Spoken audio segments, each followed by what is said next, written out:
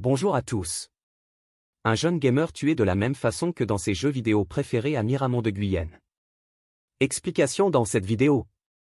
Les stratèges militaires le savent, on ne gagne rien à se battre sur plusieurs fronts. En jetant ses forces d'un côté, on en oublie le second et on se trouve pris en tenaille, enfoncé, balayé. En un mot, vaincu. Ainsi en va-t-il des deux guerres que mène chaque soir Benjamin. La première n'est que virtuelle. Benji, 28 ans, est un as des jeux vidéo. Casque micro vissé à l'oreille, ce gamer émérite passe des heures en ligne, des jours parfois. Sur Fortnite, principalement. Courir. Sauter. Tirer en rafale. À ce jeu, il excelle. Mais dans ce monde, s'il meurt, il ressuscite. Et s'il tue, ça ne fait de mal à personne. La seconde guerre de Benjamin, en revanche, se déroule dans la vraie vie, chez lui, ruelle Henri IV. À Miramont de Guyenne, entre Marmande et Bergerac. Généralement, la bataille commence par un coup de semonce frappé au plafond. Puis des pas résonnent au-dessus de sa tête, lourds, insistants. Benji serre les dents. Un chef doit contenir sa colère. Mais bientôt, là-haut, des cris s'élèvent, inarticulés, odieux. Cette fois, la provocation est manifeste, il faut réagir. Benjamin débranche son casque et monte le son de son ordi. Un peu, pas trop.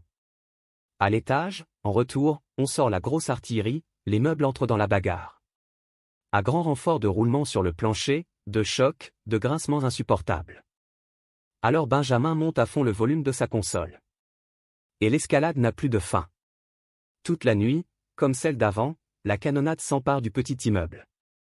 Rez-de-chaussée contre premier étage. Benji contre le voisin du dessus. Une guerre des nerfs dont un seul, hélas, sortira vivant. Pourquoi cet affrontement, au fait? Pour la possession des lieux? Non. La bâtisse, qui se compose de 2 niveaux étriqués, à la limite de l'insalubre, ferait plutôt pitié. Une seule fenêtre par appartement et, en haut comme en bas, la même odeur d'humidité. Qui se battrait pour un taudis pareil? Installé là depuis 4 ans, Benji doit cependant s'en contenter. Une fois les APL versés au propriétaire, rallongés de 100 € pour compléter le loyer, il ne lui reste pour ainsi dire rien de son RSA. Par chance, son père l'aide un peu en fin de mois, mais depuis quelque temps, les relations entre eux se sont tendues. Pourquoi Benjamin ne trouve-t-il pas un travail? Pourquoi gâche-t-il sa vie sur sa console plutôt que dehors, avec de vrais gens? Son père ne comprend pas. C'est qu'à bientôt 30 ans, Benji n'a toujours pas trouvé sa voie.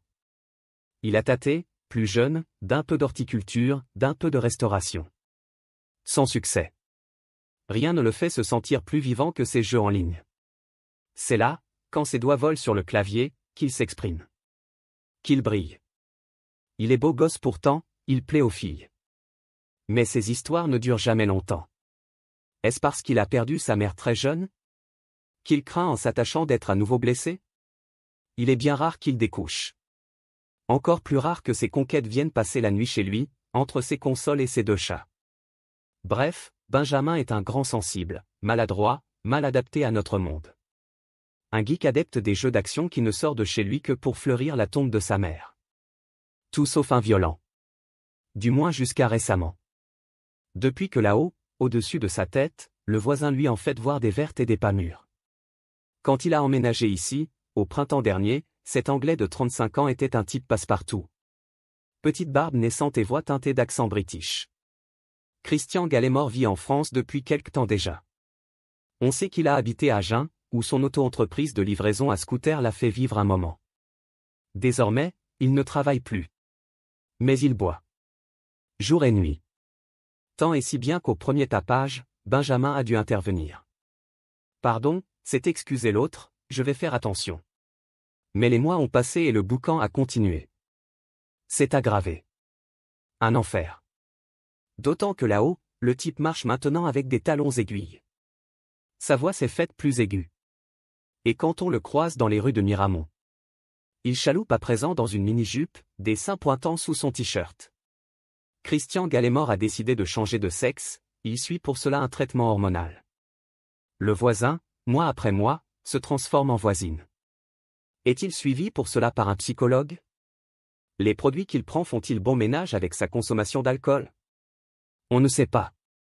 Mais Benjamin n'en peut plus. Les gendarmes, lassés de venir sonner au premier étage, ne se déplacent même plus quand il les appelle.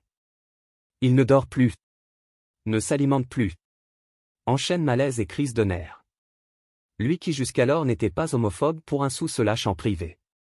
Avec la tapette du dessus, se plaint-il, j'ai encore passé une nuit blanche. Ses copains gamers, ceux avec qui il joue en ligne, n'ignorent rien de la situation. Ni de la guerre de position dans laquelle il s'enfonce. Le 17 décembre, il est en pleine partie de Fortnite, quand on toque à sa porte. « Attends », dit-il à son copain Taylor, un de ses partenaires de jeu. On frappe à la porte. Après 30 minutes de partie mise en pause, Benjamin revient à son micro. « Tu vas pas me croire, c'était le voisin. Il voulait s'excuser pour le bruit qu'il a fait hier. » Une offre de paix, un rameau d'olivier tendu? Surprenant. D'autant plus que l'autre a fait à Benji des réflexions bizarres. Il a remarqué qu'il avait changé sa Xbox de place, qu'il n'avait plus ses AirPods. Tu te rends compte, il n'était plus venu chez moi depuis des mois, comment s'est-il souvenu de ces détails? En plus, il m'a demandé si je comptais rester ici pour Noël et le jour de l'an, qu'est-ce que ça peut lui faire? Le transsexuel a-t-il pris connaissance de la plainte que Benjamin a récemment déposée contre lui? Espère-t-il normaliser leur rapport? L'ami Taylor, de son côté, n'en croit rien. Fais gaffe quand même, conseille-t-il. Ferme bien ta porte à clé. Il est chelou. Cette nuit-là, en tout cas, une timide trêve semble se mettre en place. Le petit immeuble s'endort tranquillement. Bluff ou réalité? Dans l'art de la guerre, tous les coups sont permis. Et sous le calme apparent, de sombres manœuvres se préparent. Le lendemain, il est 22h quand la partie se répète. Ou presque. Cette fois, Benjamin est au téléphone avec sa petite amie. Il lui raconte sa journée passée sur Fortnite et elle la sienne. Mais voilà que 3 coups résonnent à la porte. La suite se déroulera sans parole. Au bout du fil, la petite amie entend d'abord des pas. Puis la porte qui grince sur ses gonds. Pas un mot. Pas un salut. Juste une détonation assourdissante, puis le choc sourd d'une masse qui tombe à terre. Benjamin? S'inquiète la jeune femme. Benjamin? Silence sur la ligne. Craignant le pire, elle s'empresse de donner l'alerte, raconte ce qui vient de se passer d'une voix étranglée par l'angoisse. Mais le gros, l'énorme problème, c'est qu'elle n'est jamais allée chez Benji. Elle ignore son adresse. Il faudra donc la nuit aux gendarmes pour localiser le 4 de la ruelle Henri IV, au rez-de-chaussée, cette porte ouverte. 2 chats, quelque part, miaulent à la mort. Et sur le palier un corps est étendu.